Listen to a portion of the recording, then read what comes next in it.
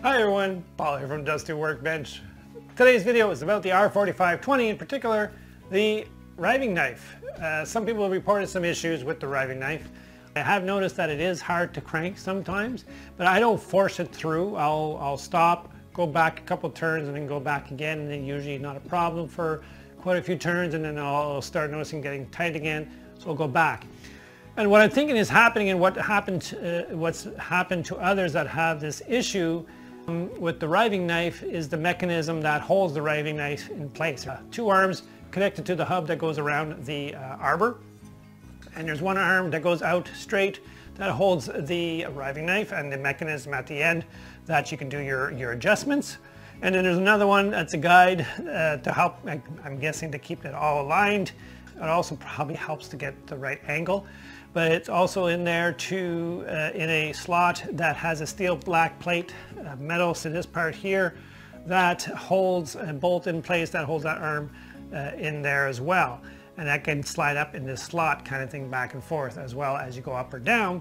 Same thing on the arm that's straight out. There's a bolt that goes right through the trunnion onto the other side with a nut, and that slides up and down within that slot as well, again to keep the riving knife that it's the right angle. As you go up, it's going forward a little bit and keeping that same distance away from the blade, and as you go down, the same kind of thing. So it just keeps the right angle using that arm, that mechanism with the slots kind of thing as you go up and down.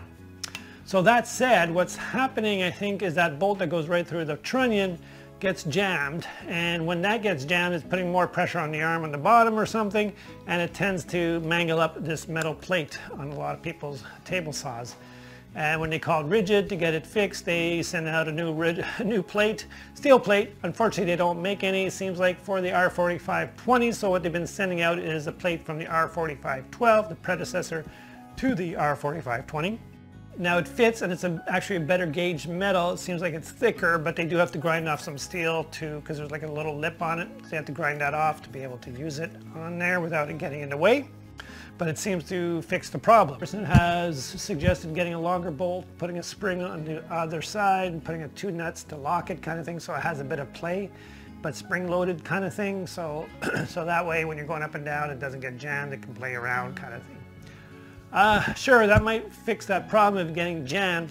I wouldn't suggest it, because that arm, that mechanism, needs to be nice and flush up against the trunnion kind of thing. That keeps your mechanism all in line so that your riving knife doesn't play around. If you're loosening that bolt, that arm is going to be loose, and your riving knife can sort of sway side to side, even if you do your micro adjustments at the tip of the arm that's holding the riving knife. There's 4 bolts there that you can adjust your alignment.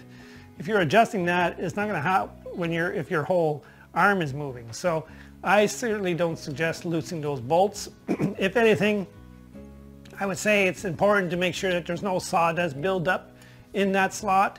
Maybe going in there, cleaning it out. And sometimes when they manufacture that, it's a cast aluminum kind of thing, there might be ridges and things like that in that groove, and your bolt might be getting caught onto that. So it may be a good idea to sort of try and clean that out a little bit, maybe a little bit of sandpaper just to clean it up. Another thing, of course, like I said, keep it clean. If you're noticing that it's getting hard, don't force it through.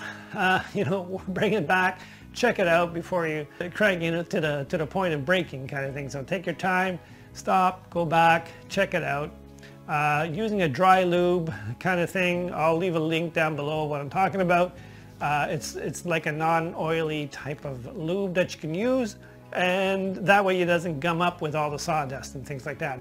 Try to get a better plate that holds that lower arm in place so that it doesn't have that issue of bending, and then it gets even harder as you're trying to go up and down kind of thing. So no easy solution, other than maybe if you want to avoid that issue, is to buy a sort of a cabinet saw. Of course, you're going to be paying for the low-end cabinet. You're probably going to be paying twice as much compared to this saw.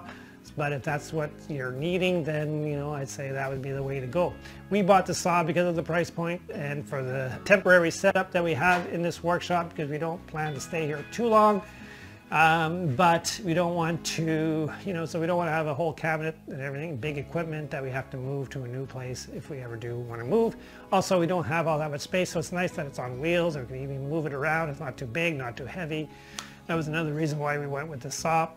So it does have its quirks, but from what I've seen some other saws in this category, they have their own quirks as well, you know, at this price point. So it's kind of like which quirk, which issues you want to deal with kind of thing to decide which saw to go with. Otherwise, you'd have to move up to, you know, the higher levels of saw, like the cabinet saws, and, you know, they might have their own issues as well.